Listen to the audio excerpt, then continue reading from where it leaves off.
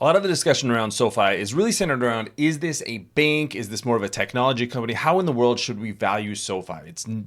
It's very clear that the company is growing. It's now profitable. Even investors who question the company's valuation oftentimes really like the business.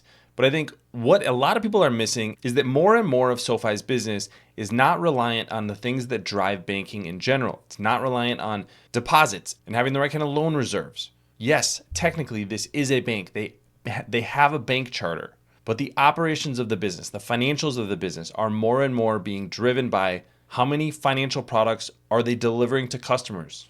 How much are they able to leverage their technology? Not how are they leveraging their balance sheet. So I want to dig through a couple of recent announcements and how we should be looking at SoFi going into their fourth quarter results, which are coming up quickly. My name is Travis Hoium. Thanks for watching Asymmetric Investing. Please subscribe here on YouTube for all my content, and thanks to this video sponsor, The Motley Fool. If you go to fool.com/ASYM, they'll give you their top 10 stocks to buy right now. The first thing I want to look at is a recent securitization agreement, and that's to sell personal loans to an investor. This ties into the long-term strategy that SoFi is taking in that loan business, in the lending business, and what the limitations in general are of lending and of banking in general. SoFi is really trying to break out of the traditional banking mold. And this is that announcement on Thursday. PGIM Fixed Income announced a $525 million securitization agreement, which, as SoFi says, signals continued demand for personal loans.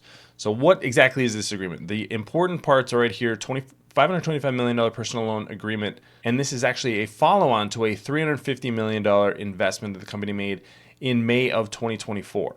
That announcement is right here. And what they're doing is they're bundling a bunch of personal loans together. Remember, this is personal loans. So there are three types of loans that SoFi lends: personal loans, student loans, and mortgages. This is on the personal loan side. So they're bundling a whole bunch of these loans together and then making that a single security for other investors. So there are two ways that they're doing this. One is the securitization. The other is the loan platform business, and that in October got a $2 billion agreement with Fortress Investment Group. And what that does is the company pre-qualifies buyers to loan origination partners, as well as originates loans on the behalf of third parties. So here's the part where SoFi is moving from being a bank to being more of a technology company. Anthony Noto says here they want to be able to serve the needs of more members and diversify towards a less capital intensive and more fee-based source of revenue. So when you're a bank, you're limited by how much capital you have on the balance sheet, whether that's deposits, whether it's your own capital. There's different tiers of capital that you have to have on your balance sheet. If you grow too quickly, you have to raise more capital to be able to fund those loans. That's something that SoFi actually had to do a year or two ago because they just didn't have enough capital to continue growing the business. So what does this look like on the company's income statement? This is their most recent quarterly report. And you can see here that this is just the origination volume. Personal loans, $4.9 billion of origination.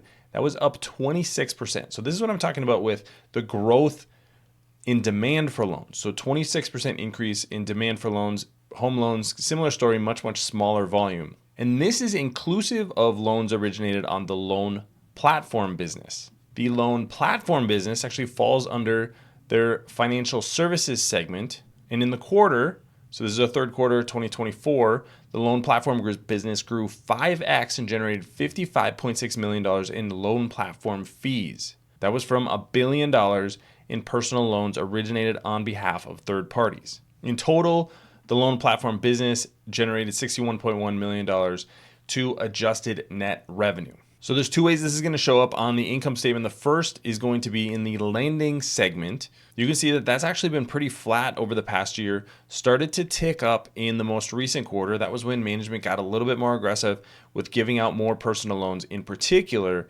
growing really all of their loan segments. Thanks to our friends at The Motley Fool for sponsoring this video. Visit fool.com/ASYM for the top 10 stocks to buy right now. The other impact is going to be on financial services. That's what you see here, a smaller business from a revenue perspective. But now you can see why a $55-60 million impact is going to actually be pretty meaningful for the financial services business. So as that loan platform starts to become bigger, that actually is going to help grow the financial services segment. The lending business is still important. They're going to do things like these securitizations that I talked about earlier, but both of them actually help service customers in the way that SoFi wants to. So now when you look at all three other segments, the lending segment, I think right now, solid business. Management is really managing the risk there. They're offloading some of that risk by selling some of that debt and some of those securitizations to other investors. Then you have the platform business. That's primarily the Galileo business. That's where they're taking all the technology that they've built for SoFi and basically white labeling it for other customers. So this is going to be potentially other banks, but also other institutions that are going to be trying to offer some sort of financial product, like interest on deposits, like a credit card or a debit card. Maybe they don't want to be a bank, but they want to offer those kind of solutions. So SoFi is offering those white label solutions basically on a fee basis through their API. And then you have the financial services business. Financial services is really where the company has a ton of growth over the past couple of years. And that's because of all the financial products that they're starting to add. So you've got debit cards and credit cards, stock trading, there's some crypto, and then of course the loan platform. You add all this together, and I think SoFi really does look more like a technology company today than it does like a traditional bank. Yes, there is that traditional bank piece, but a growing percentage of the company's revenue and profit is coming from the non-traditional lending piece of the business. That's what makes this much more compelling. That's why I think investors that are looking at this as a traditional bank are just simply looking at the business the wrong way.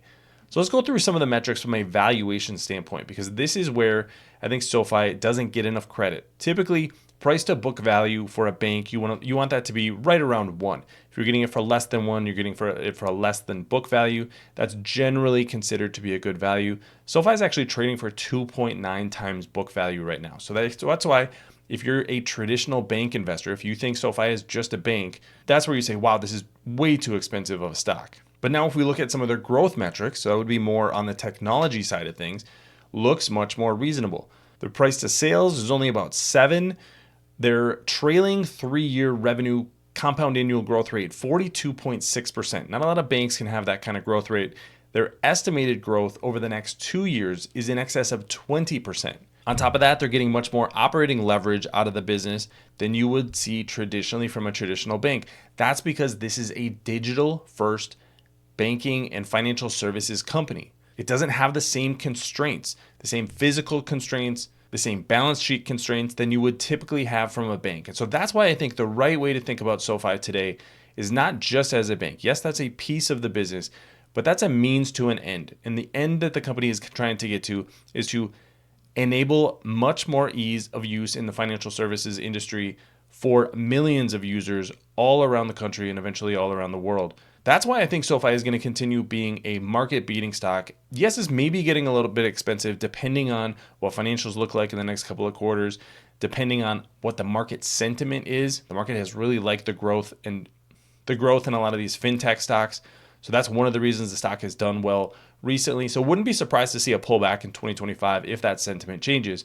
But if there is a pullback, this is one of the stocks I want to add to because I think this is such a disruptive company. I think this is going to be one of the most important banking-related companies and fintech-related companies over the next 10 to 20 years. So take that long-term view, and that's why I think SoFi is such a market-beating stock. But let me know what you think about SoFi in the comment section below. Don't forget to subscribe to Asymmetric Investing. Thanks for watching, everybody. See you here next time.